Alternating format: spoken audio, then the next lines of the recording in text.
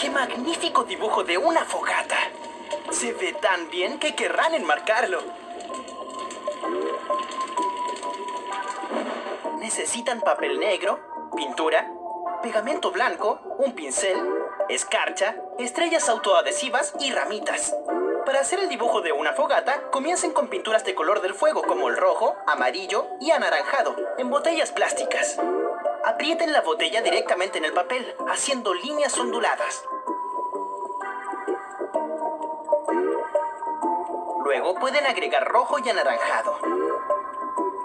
Para hacer que las líneas se parezcan más a las llamas, usen el lado opuesto del pincel para darle un efecto más ondulado. Así. Y dejen que se seque. Luego apliquen el pegamento haciendo líneas onduladas encima de las llamas.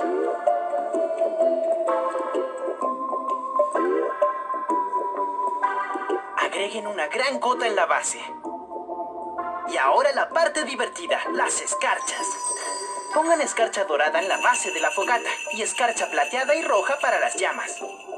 Sacudan toda la escarcha que sobra. Y no olviden limpiar después. Luego agreguen las ramitas. Pónganlas en la base de esta forma.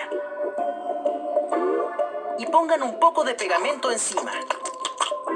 Ahora todo lo que resta por hacer es pegar algunas estrellas alrededor de la fogata para las chispas.